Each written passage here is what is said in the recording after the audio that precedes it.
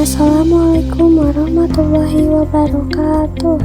Perkenalkan, nama saya Rista Anesti dari kelas B2 Prodi PGSD Universitas IKIP Siliwangi. Di sini saya akan mempresentasikan jawaban UAS strategi belajar mengajar SD yang saya sudah buat mind mapping. Selamat menyaksikan.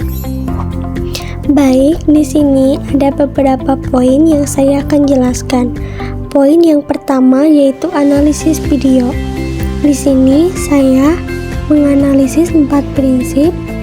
Di sini sebelum guru melakukan pembelajaran, guru menyuruh murid untuk berdoa, bernyanyi, dan mengabsen kehadiran. Analisis yang pertama yaitu pengantar materi. Di sini guru melakukan pengetahuan ulang materi yang sudah disampaikan sebelumnya, dan juga guru memberikan kepada siswa apa yang akan mereka pelajari sekarang. Yang kedua yaitu penyajian materi. Penggunaan PowerPoint dalam menyajikan materi cukup menarik dan mudah dipahami oleh siswa. Di sini juga guru sudah menggunakan bahasa yang sederhana dan mudah dipahami oleh siswa. Di sini saya lihat tidak ada tanya jawab antara siswa dan guru.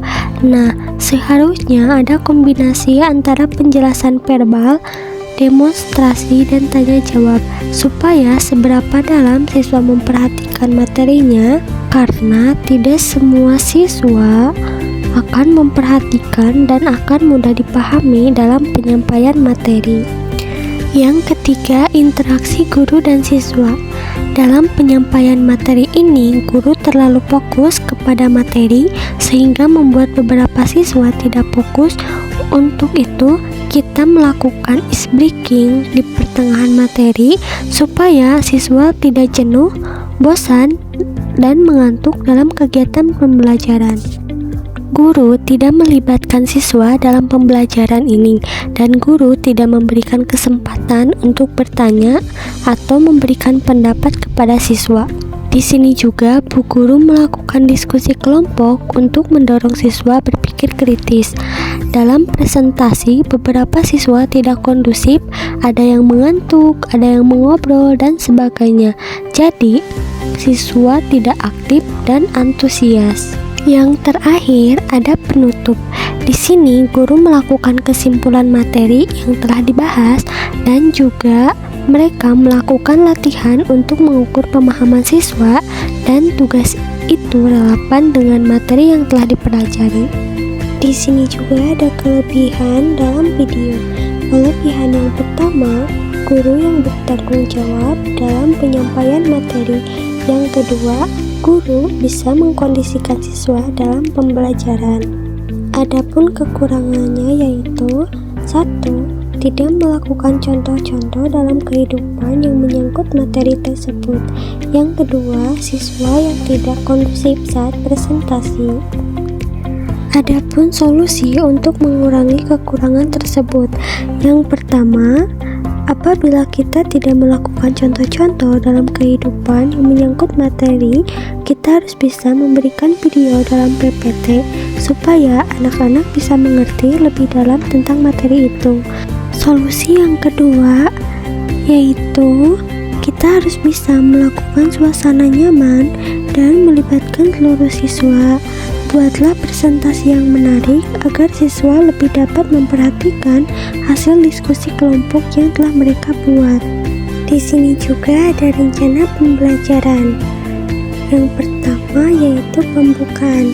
Di sini kita membuka awalan seperti Assalamualaikum dan menanyakan kabar siswa-siswi. Yang kedua, berdoa dan melakukan kegiatan kecil. Sebelum kita mengawali pembelajaran, kita berdoa dulu dan melakukan kegiatan kecil seperti menyanyikan lagu kebangsaan, tepuk semangat, dan lain sebagainya. Yang ketiga, penyampaian materi. Sebelum kita menyampaikan materi, kita harus mengulang materi yang sudah kita bahas sebelumnya untuk mengingatkan siswa. Yang kedua, kita menyampaikan tujuan pembelajaran yang akan kita dibahas. Selanjutnya, kegiatan inti. Kita harus menggunakan bahasa yang sederhana dan mudah dipahami oleh siswa. Berikanlah contoh-contoh yang relevan dan menarik. Kalau bisa, gunakan berbagai media pembelajaran seperti audio, video, foto, dan sebagainya. Yang keempat, icebreaking. Kita harus menggunakan icebreaking ini di pertengahan pembelajaran supaya siswa tidak jenuh, mengantuk, dan sebagainya.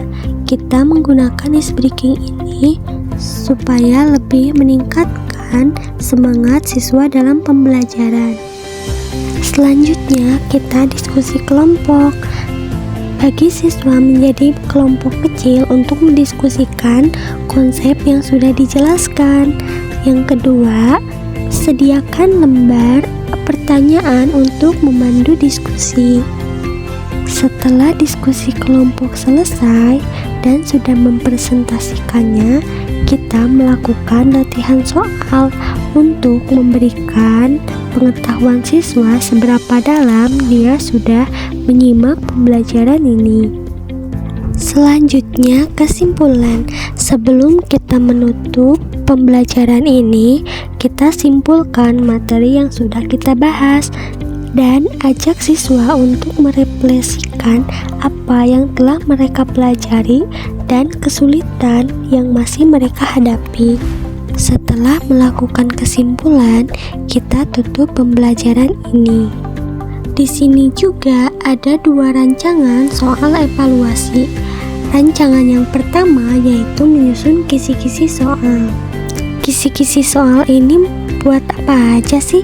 Nah, yang pertama, kisi-kisi soal ini membuat pokok bahasan atau bahan pengajaran yang akan diajukan. Yang kedua, jenjang kemampuan yang akan diukur. Yang ketiga, persentase tiap pokok bahasan atau bahan pelajaran dan jenjang kemampuan.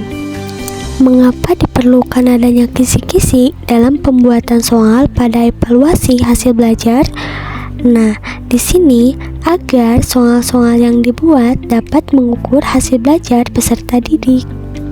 Rancangan yang kedua yaitu menyusun indikator soal. Indikator soal ini adalah tolak ukur pencapaian kompetensi dasar yang dapat dibuktikan secara terukur melalui perubahan pengetahuan, perilaku, dan keterampilan. Indikator soal ini memungkinkan guru untuk mengetahui kesesuaian soal dengan tujuan pembelajaran yang telah ditentukan. Jika indikator soal tidak sesuai, maka tujuan pembelajaran pun tidak akan tercapai. Ada beberapa fungsi indikator soal yang perlu diketahui. Yang pertama, sebagai pedoman dalam mengembangkan materi pembelajaran. Yang kedua, sebagai pedoman dalam mendesain kegiatan pembelajaran. Yang ketiga, sebagai pedoman dalam mengembangkan bahan ajar. Yang keempat, sebagai pedoman dalam merancang dan melaksanakan penilaian hasil belajar. Dan yang kelima, sebagai pedoman dalam mengembangkan soal-soal. Baik, cukup sekian yang saya dapat sampaikan dalam presentasi mind mapping kali ini. Semoga bermanfaat untuk kalian semua. Mohon maaf apabila ada kata-kata yang tidak jelas dan tidak berkenan. Sampai jumpa di pembelajaran berikutnya.